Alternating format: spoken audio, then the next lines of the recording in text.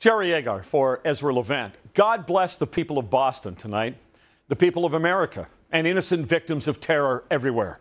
How can any of us view what has happened there and feel anything other than sorrow for the people and anger, maybe rage, over the sick violence of terrorism?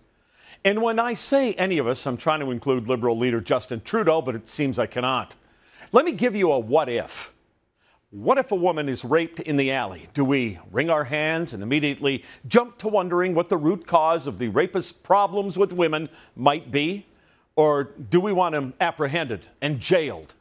Well, as you may have already suspected, these thoughts come to mind due to Liberal leader Justin Trudeau's fumbling answer to CBC anchor Peter Mansbridge's question regarding what Justin would do in response to the Boston bombings if he were Prime Minister.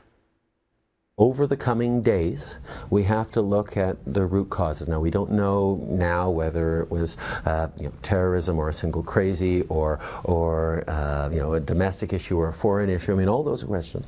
But there is no question that this happened because there is someone who feels completely excluded, completely at war with innocence, at war with a society. And our approach has to be, okay, where do those tensions come from?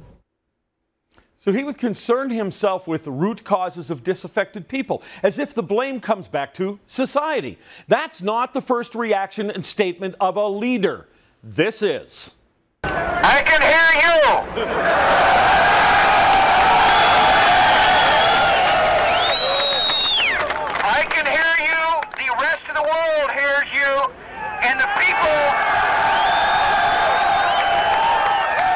And the people who knocked these buildings down will hear all of us soon.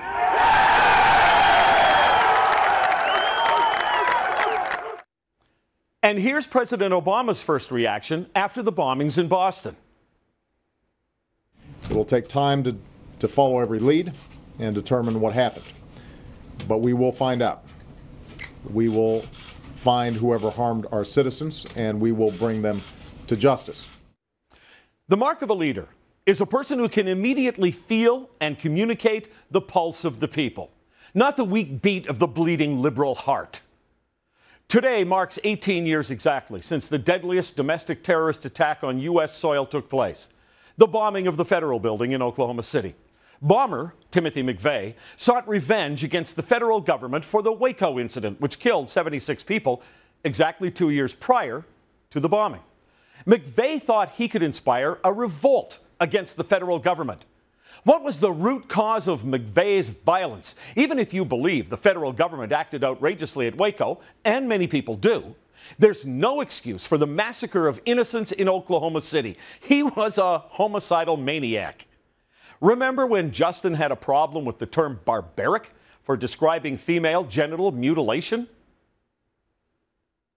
The use of a word as pejorative as barbaric has more of an opportunity to set someone's hackles up.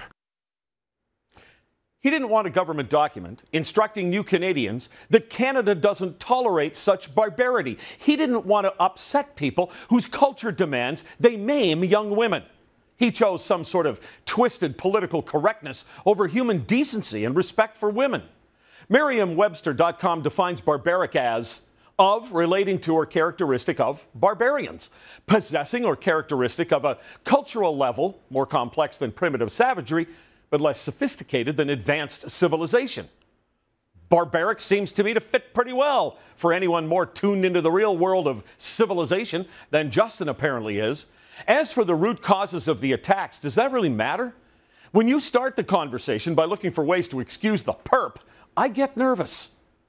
Many people have contacted me at my radio show to express their displeasure at my characterization of Trudeau. They say it's unfair and that he just needs time to grow into the job. Look, Justin is Pierre Trudeau's child, but he's no longer a child. And his mealy-mouthed first-year poli-sci debating club answers aren't good enough for someone aspiring to the highest office in the land. Let me re-emphasize, this isn't a boy who needs time to grow into his first job at McDonald's. He's a 42-year-old man who's blurting out a disturbing set of his honest beliefs that don't seem to match what the average Canadian knows to be right. He's had 4 decades to form his core beliefs, and we're learning what they are. If he grows into anything, it might be his ability to hide them. His supporters wish that the Conservatives would not issue attack ads against Trudeau, but they might start worrying that Justin is making it far too easy.